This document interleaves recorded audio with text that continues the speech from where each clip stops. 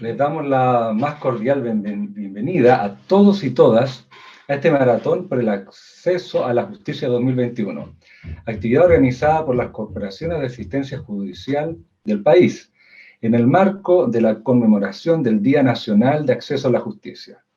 Les recordamos que estamos transmitiendo de manera simultánea en las páginas de Facebook de las corporaciones de asistencia judicial de Tarapacá y Antofagasta, de Valparaíso, Metropolitana y Biobío.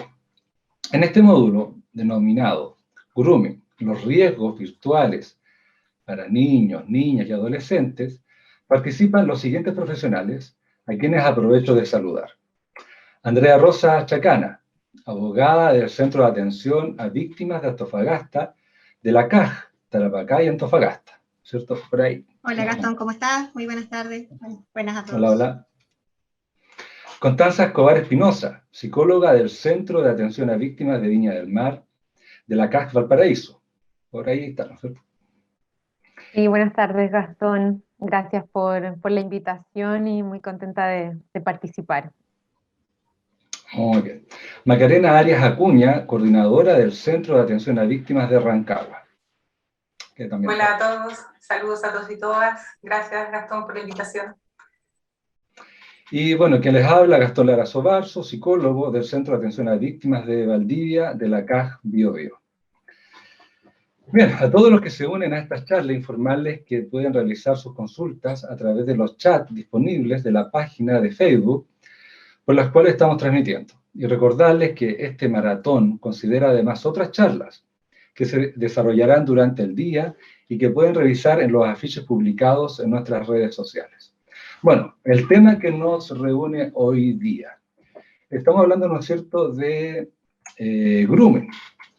La verdad es que este es un delito, ¿no es cierto?, que entra, o algo que ocurre, ¿no es cierto?, dentro de los delitos cibernéticos. Hay varios que andan dando vuelta por ahí: ciberacoso, ciberbullying, extorsión, pornovenganza. Pero hoy día nos vamos a referir principalmente a este delito, que para los que somos más viejos, ¿no es cierto?, en nuestros tiempos no ocurrían. Y aquí hay una definición del año 2019 que nos aporta la UNICEF, ¿no es cierto?, se llama a la conducta de una persona adulta que realiza acciones deliberadas para establecer lazos de amistad con un niño o una niña o adolescente, ¿no es cierto?, en Internet con el objetivo de obtener una satisfacción sexual mediante imágenes eróticas o pornográficas del niño, o incluso como preparación para un encuentro. Que vamos, ¿no es cierto?, esto lo vamos a ir desarrollando con más calmita en la medida que avanzamos. Para introducir, vamos a decir, ¿no es cierto?, que esto surge a través de un engaño. Se establece una amistad entre el contacto, se establece un contacto, un acercamiento, ¿no es cierto?, haciéndose pasar por alguien que no es. De esto se establece una relación, se gana, ¿no es cierto?, confianza y se obtiene algún material. Y esto, ¿no es cierto?, después le permite al acosador, ¿no es cierto?, obtener alguna ventaja sexual, logran, ¿no es cierto?, chantajear, acosar a la víctima.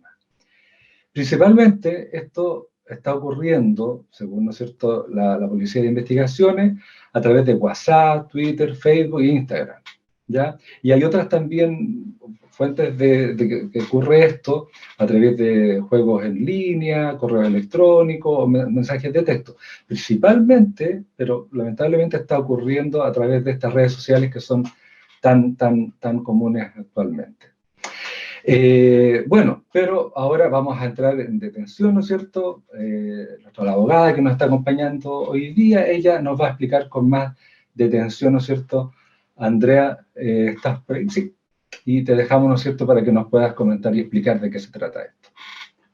Bueno, Gastón, muchas gracias. En primer término, agradecer lógicamente la invitación, ¿cierto?, a hablar de este tema tan bullado últimamente. Las redes sociales ya, en definitiva, están al alcance de todos, y de esto tampoco escapan nuestros niños, niñas y adolescentes.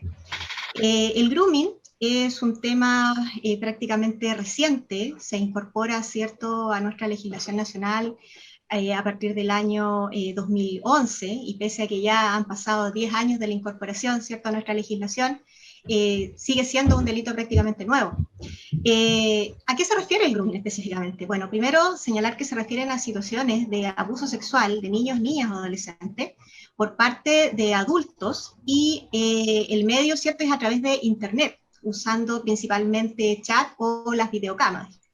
Siempre hay un patrón similar que se va a repetir, ¿ya? En una primera instancia, ¿cierto? El abusador va a contactar al niño o niña en salas de chat, en redes sociales, muchas veces, ¿cierto?, haciéndose pasar por otro niño, inclusive. A continuación, lo que busca, ¿cierto?, el sujeto es hacerse pasar por su amigo, crear lazos de confianza y obtener toda la información posible respecto de sus hábitos, de sus cuentas de redes sociales y cualquier otra variante que le permita tener contacto o que le permita ganar la confianza del niño o niña adolescente.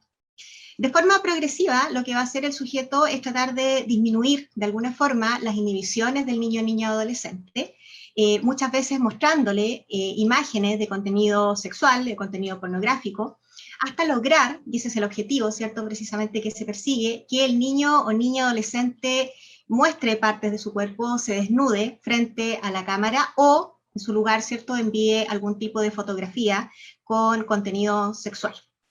Y finalmente, ¿cierto?, lo que hace el sujeto es utilizar la forma de chantaje. El abusador lo que hace es amenazar, ¿cierto?, con hacer públicas estas fotografías, si es que el niño o niña no accede a seguir enviándole o a seguir exhibiendo, ¿cierto?, su cuerpo o parte de su cuerpo. Y, ¿cierto?, que lo vamos a ver, me imagino, en el contexto, ¿cierto?, de este conversatorio, de este módulo, que esto puede ser, ¿cierto?, también la puerta de entrada para el inicio o para la consecución de otro tipo de delitos. Entonces, ¿qué es lo que es el grooming? ¿O cómo se configuraría? ¿O qué es lo que podemos decir del grooming? Es un acto en el que una persona busca su excitación sexual o la de un tercero, ya sea en persona o a través de medios electrónicos, computadores, teléfonos u otros, ¿cierto?, donde convence o incentiva a un niño o niño adolescente a enviar, entregar o exhibir imágenes o grabaciones con significación sexual o de su persona o de otra persona menor de edad. Chile, ya con nuestra legislación. Nuestra legislación, como les decía recién, a partir de la ley 20.526, que fue publicada en el año 2011, ¿ya? Se establece o se sanciona lo que se denomina como el acoso sexual de menores, el child grooming o ciberacoso sexual, ¿ya? Y sanciona justamente incorporando esta modalidad típica, ¿cierto?, como el acoso sexual de menores, el child grooming o ciberacoso sexual, y lo entiende como un conjunto de acciones comprendidas deliberadamente por un adulto, por medios virtuales, falseando generalmente su identidad o su edad, y el objetivo justamente es ganar la amistad de este menor de edad al crear una conexión emocional con esta persona, con este niño o niña adolescente, con el fin justamente de disminuir sus inhibiciones y consecuencialmente lograr obtener de su víctima el envío de estas imágenes suyas para procurar este sujeto la excitación sexual o incluso poder, ¿cierto?, de forma física y presencial, abusar sexualmente de este niño o niña adolescente. ¿Qué es lo que se sanciona o qué es lo que se busca sancionar? Justamente es esto, ¿cierto?, el obligar a un menor de edad el envío, la entrega o el exhibir imágenes o grabaciones de su persona o de otro menor de edad con significación sexual. Entonces, ¿cómo es el delito? ¿Qué comprende este delito? Comprende, ¿cierto?, primero obligar o convencer o lograr, ¿cierto?, convencer de cualquier forma a este menor de edad a que realice esta acción prohibida. ¿Cómo se configura el delito? Alternativamente puede ser con el envío, con la entrega o la exhibición de imágenes o grabaciones de la víctima o de otro menor de edad. Y también, ¿cierto?, se señala que el fin perseguido con esta figura es justamente esto, es evitar, ¿cierto?, que por las redes sociales o internet circulen imágenes de menores de edad desnudos o realizando acciones de significación sexual. Eso es lo que se trata de evitar. Ahora, estas imágenes o grabaciones necesariamente tienen que corresponder a la persona víctima, es decir, a este niño, niña o adolescente que se contacta a través de esta red social. O puede ser también que sean de otro menor de edad, ¿ya? Cualquiera de esas dos figuras se puede comprender dentro de esto. Y lo importante es que estas imágenes o estas grabaciones, ya sea de la misma víctima o de otro menor de edad, tienen que ser de una implicancia o de una significación sexual, ¿ya? ¿Qué significa esto? Que los actos que se muestren, ¿cierto?, que se exhiban en cuanto a lo que objetivamente conocemos, ¿cierto?, los seres humanos en base a pautas que tenemos socialmente acordadas en tiempo, espacio y lugar determinado, sean catalogadas como expresiones indudables, ¿cierto?, del instinto del deseo sexual que tenemos los seres humanos. Hay un punto importante, Gastón, que se toma, ¿cierto?, dentro de este delito, que es la voluntariedad del sujeto pasivo, de la víctima en este caso, ¿cierto? En el caso de que sea menor de 14 años, porque aquí la ley separa menores de 14 años y mayores de 14 o menores de 18, ya de acuerdo, ¿cierto?, al grado de madurez que tenga la víctima, la ley los separa entre mayores de 14 y menores de 14. Si la víctima es menor de 14 años, acá no se requiere, ¿cierto?, la ocurrencia de ninguna circunstancia, ya me voy a referir a ellas, y el consentimiento de la víctima, la verdad que es totalmente irrelevante. Es decir, siendo menor de 14 años, aunque la víctima consienta en este acto, va a ser considerado de igual forma un delito. En el caso de los mayores de 14 años y menores de 18, acá el legislador, ¿cierto?, la ley, nuestra ley, exige que para que se configure este delito, tienen que primero existir ciertas circunstancias, ¿ya? Por ejemplo, la voluntad del ofendido no tiene que ir, tiene que haber una voluntad contraria del ofendido o la utilización de una fuerza o de una intimidación, ¿ya?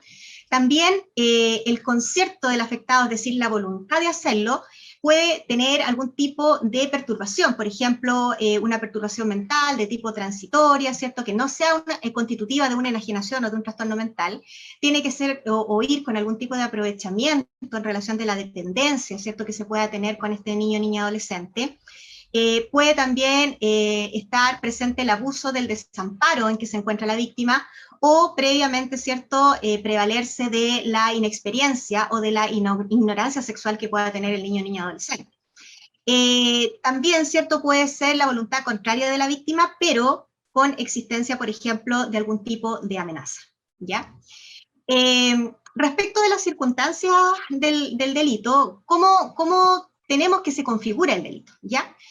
El delito del grooming se puede perpetrar de forma presencial y personal, pero también, ¿cierto?, a distancia o mediante cualquier medio electrónico, ¿ya? Y acá la ley es clara en señalar, ¿cierto?, en especificar a qué se refiere con estos conceptos, ¿cierto?, de distancia o de cualquier medio electrónico. A distancia, ¿cierto?, lógicamente entendemos y vamos a entender que es no presencial o no personalmente, ¿ya? O que se encuentre, ¿cierto?, tanto el agresor como la víctima en distintos lugares físicos.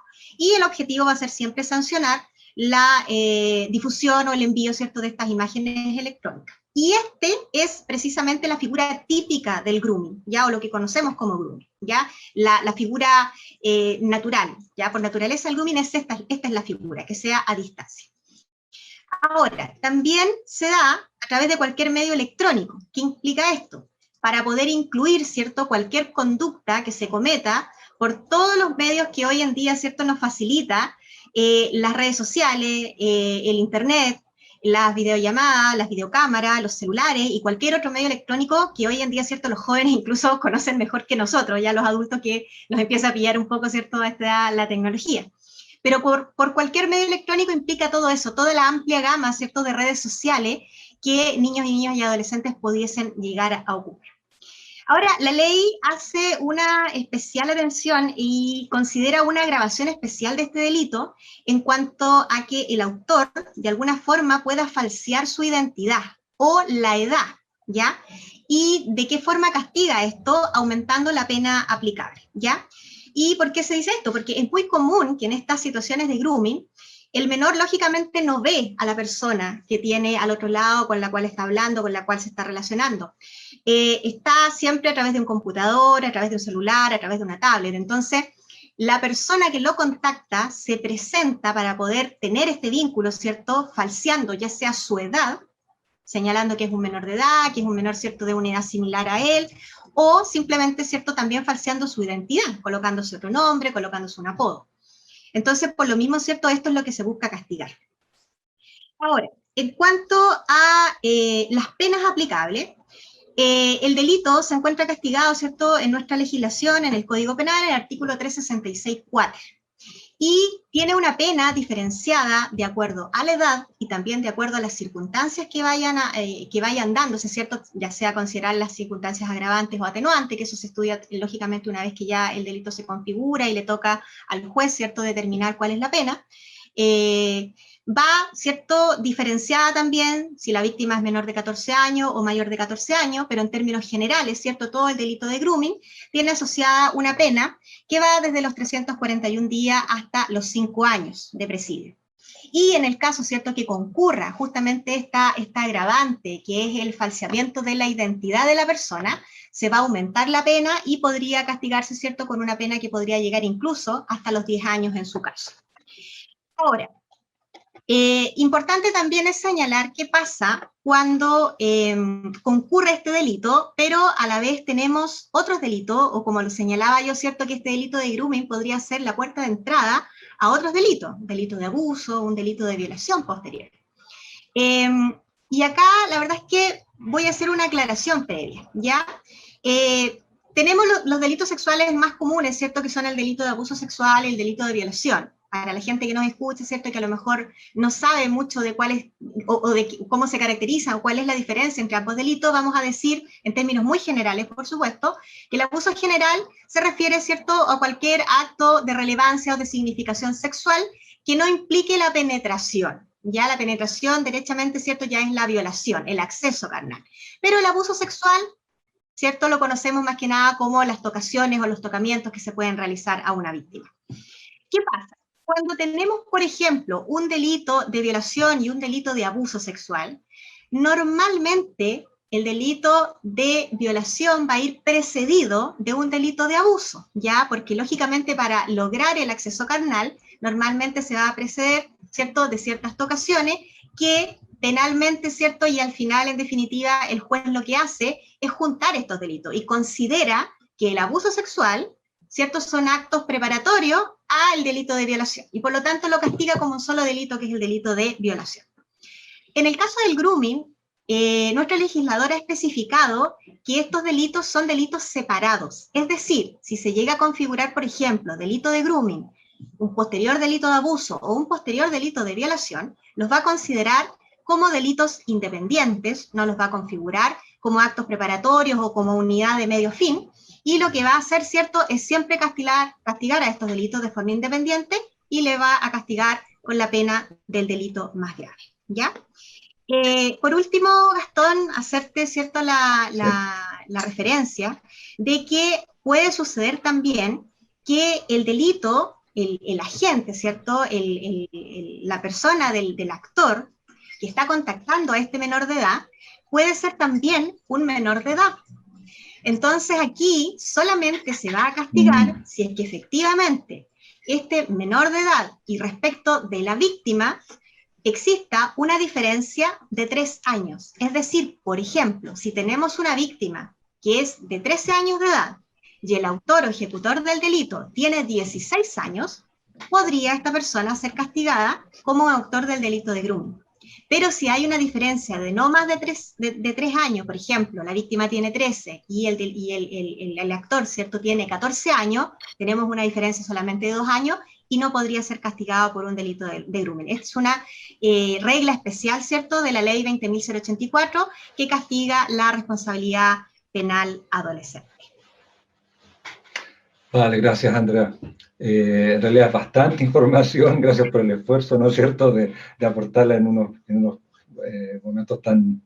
Ahora, ¿no es cierto?, Macarena nos va a contar, porque claro, esto, ¿no es cierto?, que suena un poco teórico para algunas personas que en este momento nos están viendo, nos están escuchando, pero esto tiene consecuencias. Entonces, Macarena, ¿no es cierto?, ¿nos podrías contar un poquitito? Tú eres psicóloga. ¿Bien? Sí. Gracias, Gastón.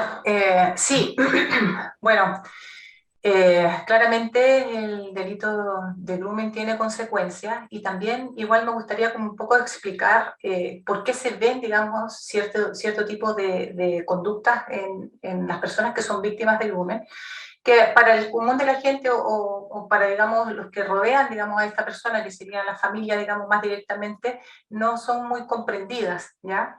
Esto se debe que el delito de grooming, como bien lo dijo, digamos, Andrea, lo mencionó dentro del marco legal que ella, digamos, estructura, tiene etapas, ¿ya? Hay una dinámica del grooming, y esa dinámica empieza como con una forma de enganche, ¿cierto? Luego viene la etapa de la fidelización o la confianza que necesita establecer la persona que comete, digamos, estos actos, para posteriormente llegar a la etapa de la seducción, que en el fondo es cuando ya atrapa, digamos, o atrae esta relación hacia la persona que es víctima, y posteriormente viene el acoso, ¿ya?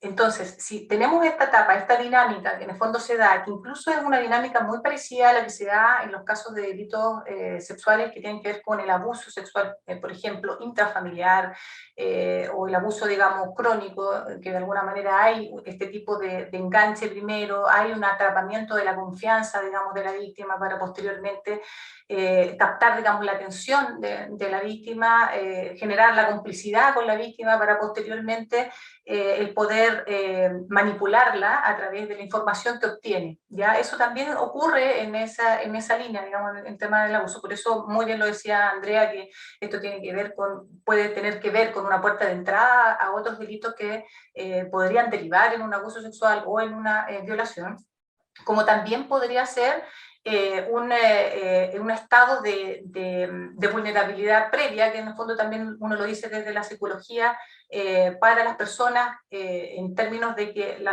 para el abuso sexual o para la violación de otros agresores, podría esta persona que ha evidenciado el grooming ser una puerta de acceso mucho más rápida, digamos, ¿ya? En este tipo de situaciones, lo cual evidentemente es preocupante desde el punto de vista no solamente desde lo que nosotros abordamos en la reparación de este tipo de delitos, sino que también es preocupante para quienes son responsables de este niño o niña, digamos, de la familia propiamente tal, que de alguna manera tienen que manejar todo este tipo de cosas. Con respecto a las etapas del grooming, me interesaba, digamos, el poder enmarcar la dinámica, porque hay un concepto que me gustaría igual detenerme. Voy a hablar sobre los síntomas más generales que ocurren, que no son síntomas específicos, y eso es sumamente relevante.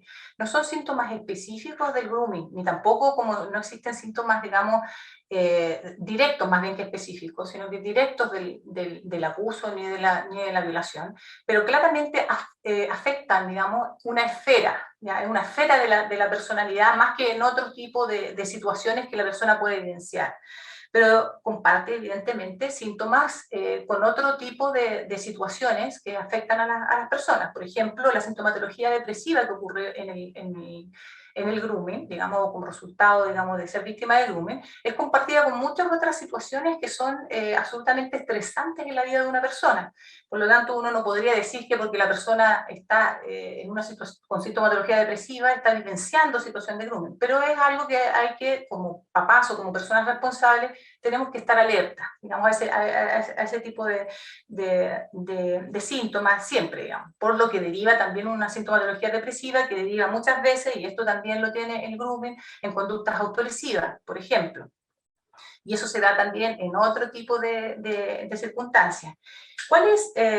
Tenemos el distanciamiento social, tenemos el retraimiento, tenemos, digamos, los síntomas de irritabilidad de repente que posee la víctima, ¿cómo se llama? La conducta desafiante que tiene con los padres, porque de alguna manera hay una complicidad inicial, digamos, con la persona que ejerce el grooming, que hace que la víctima se empiece a distanciar de los padres. Es como parte, digamos, del trabajo de la persona que hace grooming, ¿no? El tema de distanciarlo, aislarlo socialmente, cosa de que ella pueda validar, esta persona pueda validar solamente la opinión de esta persona como la más importante o como el referente para su propia autoestima. Por lo tanto, también ahí afecta elementos de autoimagen, elementos de autoestima, la sensación de haber decepcionado, digamos, a la familia, bloqueos emocionales, se guarda, digamos, la emoción y trata de desconectarse, digamos, de lo que ella está sintiendo.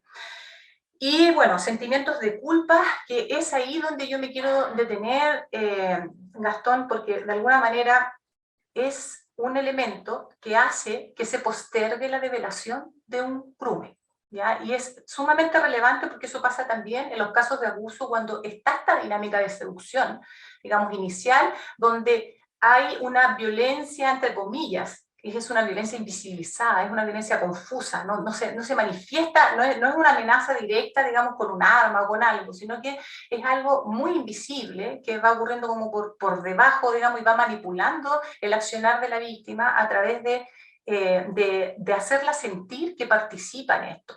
Y eso es sumamente relevante, porque desde ahí no se entiende por qué, si esta persona está sufriendo tanto, ¿qué pasa que no dijo? O sea, ¿qué pasa que no está diciendo, digamos, todo este sufrimiento, si en el fondo sufre tanto? Ah, porque seguramente ella también quería, seguramente, ahí vienen, digamos, un poco las sanciones sociales, y las sanciones también, incluso desde digamos, la perspectiva de alguien que está cuidando, digamos, a esta persona, en el fondo también siente de que no, es frustrante porque de alguna manera uno dice, pero ¿cómo si nunca me dijo? Y yo la veía contenta y yo veía que en el fondo le gustaba conectarse, digamos, o chatear, digamos, harto rato. Y nunca me habló de esto y además que se mostraba incluso hasta pesada conmigo, empieza, digamos, la familia a decir, ¿cómo no? Evidentemente no me iba a dar cuenta. Y también un poco responsabilizarla también, igual que la sociedad, de este tipo de interacción, ¿ya? Pero este tipo de interacción es importante que se vea que está entrampada, y está entrampada porque hay un valor mayor que esta víctima quiere proteger, ¿ya? Y este valor mayor tiene que ver con el sentirse amenazada, con que su familia va a peligrar, el sentirse amenazada con que la sociedad lo va a rechazar, el sentirse amenazada con que la van a repudiar y la van a estigmatizar, digamos, con el tema de que si suben las fotos, si pasa esto, digamos, pasa lo otro. Y desde esa perspectiva, uno como papás o personas a cargo, ¿ya? De una chica o un chico que en el fondo está vivenciando un tipo de situación de esa naturaleza, es importante el poder connotarlo. ¿Por qué? Porque después de eso ya evidentemente uno no está evitando, ¿no? Ahí con eso no logra evitar, no logra el prevenir, pero sí puede lograr una futura revictimización, que puede ir en otra línea, no solamente en la línea del grooming, sino que puede ir en otra línea como el abuso, como lo hablaba, digamos, Andrea, que digamos, esto ya abre, digamos, una puerta gigante frente a este tipo de delitos, o en la línea de la violación, porque está lo que se llama, y nosotros hablamos mucho de eso, incluso en las declaraciones que uno hace en los juicios orales, digamos, cuando nosotros vemos el daño que se produce, digamos, por esta situación, lo que se llama la vulnerabilidad, ¿no? La vulnerabilidad de una víctima, el estado de indefensión con el que queda, digamos, con este tipo de situaciones, y también el daño preexistente, porque también estamos hablando que puede ser incluso de una víctima que ya esté vivenciando situaciones abusivas, y posterior a eso, digamos, viene, digamos, la etapa de grooming. También puede ser al revés. Entonces puede ser algo previo, puede ser algo simultáneo, o puede ser algo como consecuencia, digamos, de vivencias de vulneración sexual con otras personas o en la línea general. Entonces, yo me detengo en eso, precisamente, me detengo también un poco en lo que habló Andrea, porque también es importante connotarlo, cuando ella habla sobre esta división que es muy interesante, que se hace desde el punto de vista legal respecto de la voluntad, ¿no? Ahí, digamos, está incluido lo que un poco estaba hablando respecto de los sentimientos de culpa que se sienten porque en el fondo la víctima se siente partícipe de una situación, entonces queda como entrampada en eso, ¿no?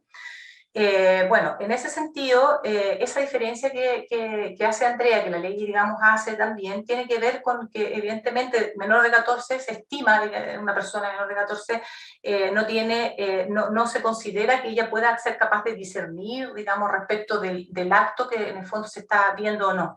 Y mayor de 14, sí, digamos, se espera de que esa persona entre 14 y 18 pueda discernir, digamos, el acto de lo que está haciendo.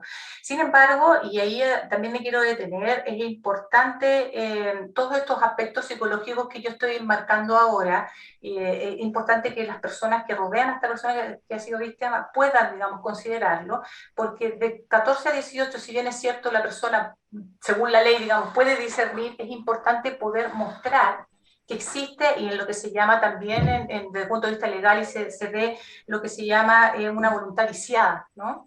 La voluntad viciada es la que también igual lleva al estupro, digamos que a otros delitos que también igual se enmarcan dentro de los delitos sexuales. Y esta voluntad viciada es importante que desde el punto de vista psicológico se pueda, digamos, entender, porque no es que uno tenga plena conciencia de lo que uno está haciendo. Esa conciencia está contaminada, y está contaminada por el concepto que es sumamente relevante y también en ese sentido requiere como de una prueba desde lo psicológico, que es la intimidación. La persona está siendo intimidada, probablemente no, en el fondo, no te está mostrando un arma a esa persona, no te está diciendo te voy digamos, a matar si tú no haces esto, y muestra el arma y digamos, hace el acto, sino que está diciendo algo que podría ser, pero que la víctima considera como digamos, ya está intimidada, ya está coaccionada, podría ser capaz de hacerlo, digamos, o sea, esa persona sí puede ser capaz porque conoce todos mis datos. Entonces, no solamente la intimidación va hacia algo hacia una intimidación material, aquí estamos hablando de una intimidación psicológica, donde la persona ya observa, ya en el fondo conoce intimidad de ella, aspectos privados de esta persona, entonces evidentemente que se torna cada vez más vulnerable y ya el acceso está viciado. Digamos, o sea, en el fondo ya la persona en el fondo dice sí, no por un sí de consentimiento, sino que en el fondo es por un sí coaccionado. Es sumamente relevante considerarlo. Creo que una de las razones por las cuales las personas no hablan justamente tiene que ver con la manipulación que hace digamos, el agresor, porque es un tipo de agresión, aunque no se vea, respecto de poder manipular la distancia con los factores protectores que se podrían decir, que en este caso sería la familia.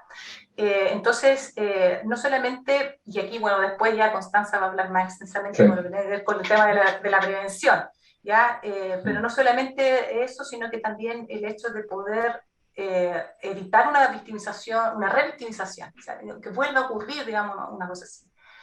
No estemos, digamos, tristes como familia de que en el fondo esto ocurrió y que ya, digamos, no pudieron hacer nada. No, hay que activarse como familia y ver que esto no vuelva a ocurrir y volver a restablecer los lazos de confianza, digamos, con esta persona que, digamos, de alguna manera se sale sumamente afectada de esta situación.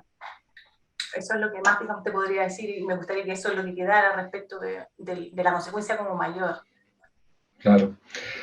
Bueno, Macarena, ¿no es cierto?, nos habló de Constanza. Yo creo que Constanza, en honor al tiempo, explícanos un poquitito cómo podemos prevenir, qué hacer, cómo enfrentar un poco esto, ¿vale? Sí, bueno, yo creo que es evidente que existen riesgos implicados en este escenario nuevo que tenemos del acceso masivo al Internet.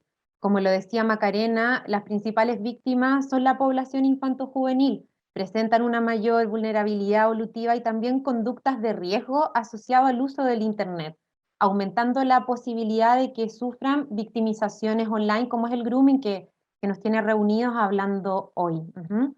Razón por la cual es importante reflexionar sobre la prevención respecto al grooming, tanto a nivel individual, familiar y también a nivel institucional y de la comunidad, en cómo participamos frente a estas situaciones.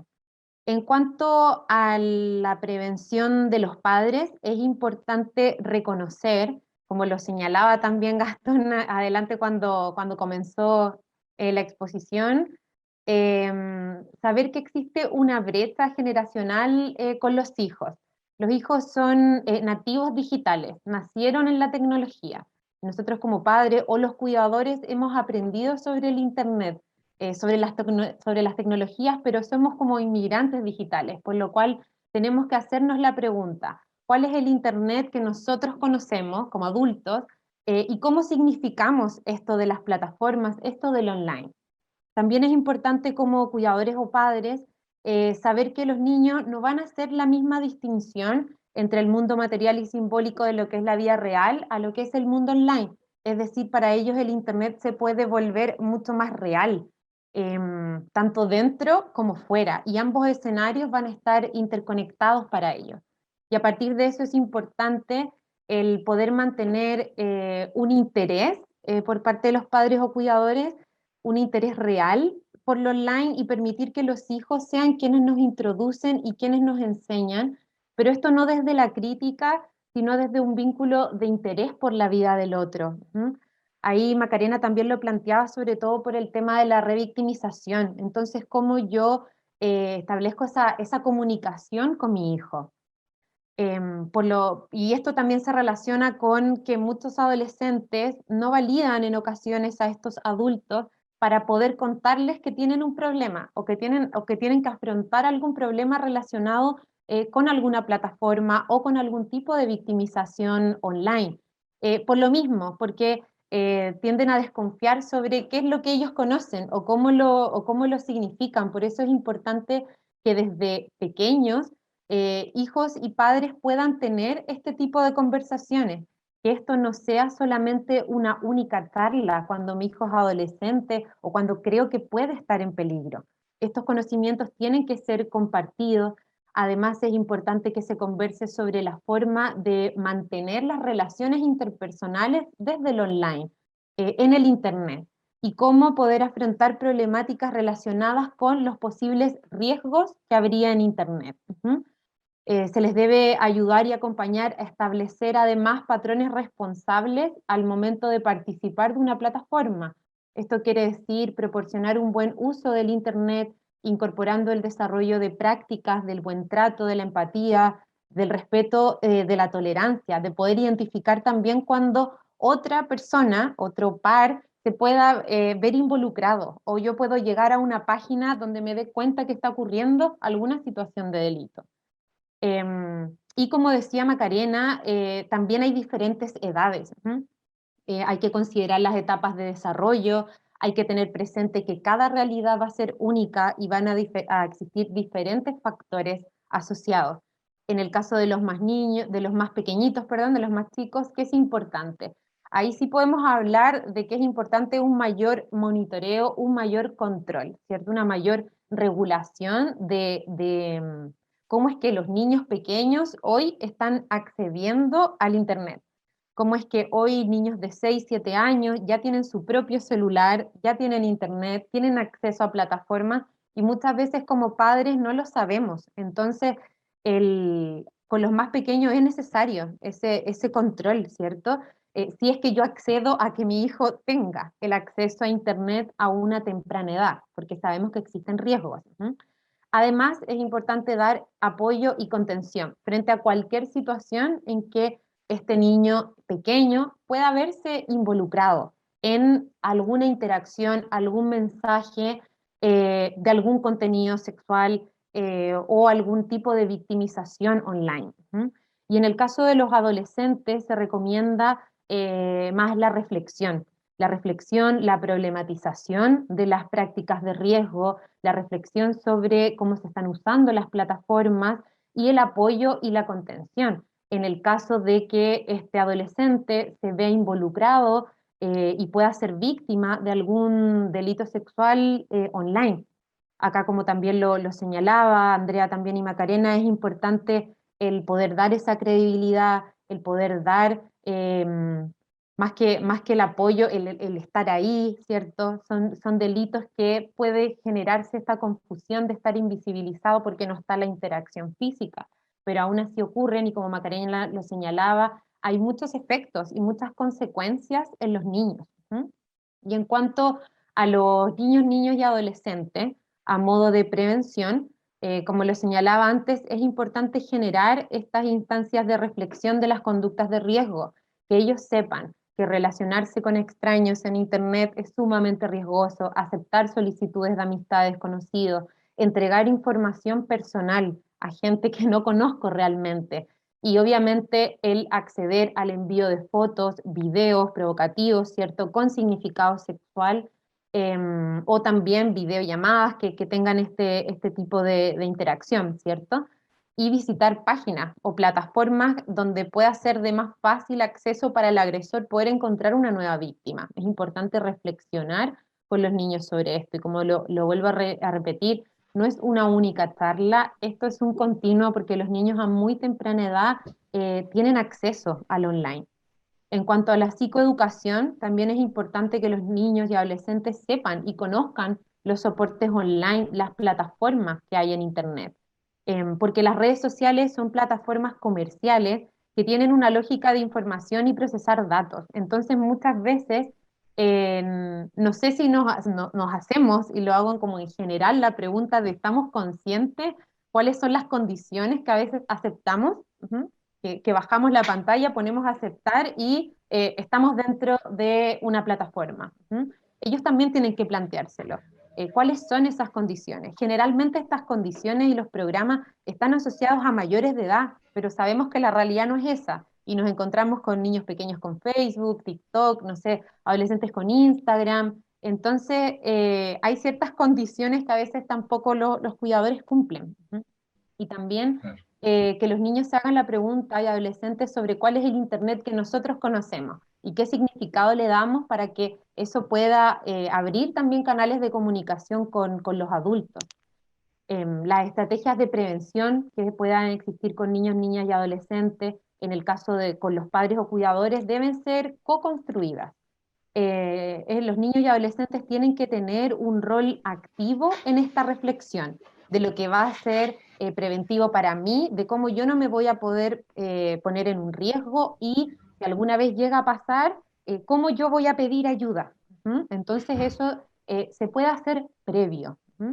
Por Muy bien. ejemplo, también coordinar los tiempos, coordinar los usos, las limitaciones, los tipos de cuentas, qué plataformas van a estar permitidas, cuáles no, cómo afrontar una situación de victimización online, y si me doy cuenta que a otro amigo le está pasando, ¿cómo lo hago? Y yo creo que ahí es importante más el rol que tiene el adulto de cómo va generando la confianza con su hijo para poder facilitar el brindarle ayuda. ¿Mm? Sí. Y desde las instituciones es importante, bueno, que exista un trabajo coordinado una vez que se detecta una situación, que se denuncie, ¿cierto? Que se investigue, hay obviamente en los lugares establecidos, para poder generar estrategias preventivas frente a violencia online, que permita el uso responsable también de la web, que se pueda brindar también una atención integral, reparatoria, psicológica, social o legal en los casos graves de delito y que sea necesario.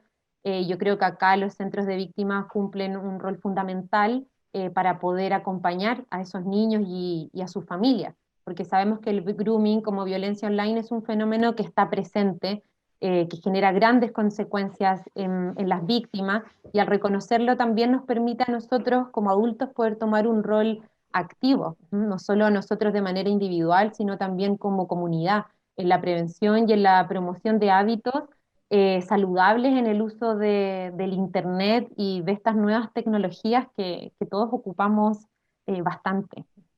Sí. En ese sentido, Constanza, yo creo que Andrea nos podría decir, tenemos como unos dos, si lo pudiera resumir en 1 o 2 minutos, ¿cómo hacemos esa denuncia? ¿Qué hacemos? A ver si nos puedes dar un... Sí, claro, Gastón, mira, la verdad es que, bueno, bastante se ha hablado, yo creo, como para darle a conocer, ¿cierto?, a la gente que nos escucha, que nos está viendo, cómo poder detectar o cuándo estamos en presencia de un delito de grooming, o al menos si tenemos la sospecha de que algo está pasando, ¿cierto? Entonces, en este sentido, las entidades ante las cuales nosotros podemos hacer esta denuncia, ¿cierto? Que denunciar es comunicar que tenemos conocimiento de ciertos hechos que podrían constituir, ¿cierto?, algún delito. En este caso, ¿cierto?, podemos ir derechamente ante el Ministerio Público, y el Ministerio Público, ¿cierto?, es el ente por naturaleza, ¿cierto?, que existe en nuestro país, que se dedica exclusivamente a la investigación de los delitos.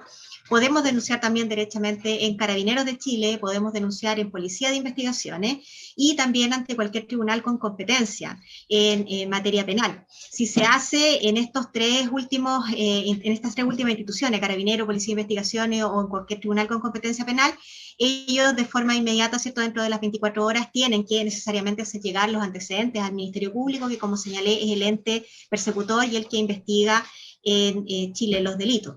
Lo importante de esta denuncia, ¿cierto?, es que esta denuncia puede hacerse tanto verbalmente o por escrito. Tiene que ir firmada por el denunciante, pero no es necesario, ¿cierto?, que el denunciante, por si yo tengo miedo, ¿cierto?, que me puedan llamar o que puedan saber quién es la persona que está denunciando este hecho, no necesariamente puede hacerse presente en el contexto de la investigación. Ya, esta denuncia se hace identificando, ¿cierto?, quién es el denunciante, pero yo puedo hacer presente que no quiero formar parte del proceso, ya, por miedo, por el motivo que sea, o que me quiero mantener mi identidad oculta. Tengo que señalar, lógicamente, también el domicilio para efecto de poder ubicarme, porque yo estoy haciendo esa denuncia. Tengo que narrar de forma somera, ¿cierto?, cuáles son los hechos de los cuales yo creo que hay un delito, y tengo que designar, y acá es donde está, ¿cierto?, la piedra de tope de este delito, quiénes o quiénes yo creo que pueden haber cometido este delito o de las personas que pueden estar detrás. Y acá, ¿por qué digo que es la piedra de tope? Porque lógicamente estamos hablando de un autor, ¿cierto?, de un ejecutor de un delito que tenemos detrás de una pantalla, que tenemos detrás de redes sociales. Entonces, acá es donde es importante y hacer el llamado justamente a guardar cualquier tipo de evidencia que se tenga en este sentido, porque va a ser la Fiscalía, Policía de Investigaciones, a través de las diligencias investigativas, ¿cierto?, de todas aquellas diligencias que se realizan para poder dar con el autor o ejecutor de estos delitos, que van a tomar esa evidencia. Y cuando estoy hablando de evidencia, hablo justamente de las redes sociales, de los elementos, ¿cierto?, computador, celular, tablet. Muchas veces los papás cometen el error, ¿cierto?, de, bueno, ¿qué estás haciendo? Borra eso. No, no hay que borrarlo. Justamente eso es lo que hay que guardar, porque eso es lo que me va a servir de respaldo para poder analizar, para poder verificar y para poder tener, ¿cierto?, este medio probatorio que me va a permitir dar con aquella persona que está cometiendo el delito. Entonces el llamado justamente es ese, a denunciar en estos entes y a guardar todo tipo de evidencia, ¿cierto?, que por mucho que nos moleste o que nos desagrade, es necesario para efecto de poder llevar a cabo, ¿cierto?, la investigación completa y correcta del delito de grooming. Gracias, Andrea. Como se dieron cuenta, es un tema que nos apasiona mucho. Hoy día, ¿no es cierto?, pueden tener contacto con nosotros, envíennos sus consultas. Estas 4 corporaciones a nivel nacional están disponibles para poder atender sus consultas. Bueno, así concluimos esta conversación del Maratón por el Acceso a la Justicia organizado por las corporaciones de asistencia judicial del país. Agradecemos la participación de todos ustedes y nos despedimos junto a Andrea Rosa Chacana, abogada del Centro de Atención a Víctimas de Antofagasta, de la CAJ Tarapacá y Antofagasta. Constanza Escobar Espinosa, psicóloga del Centro de Atención a Víctimas de Viña del Mar, de la CAJ Valparaíso. A Macarena Arias Acuña, coordinadora del Centro de Atención a Víctimas de Rancagua, CAJ Región Metropolitana, y que les habla, Gastón Lara Sobarzo, psicólogo del Centro de Atención a Víctimas de Valdivia, de la CAJ Bio Bio. Muchas gracias y será hasta otra oportunidad. Nos despedimos con mucho cariño.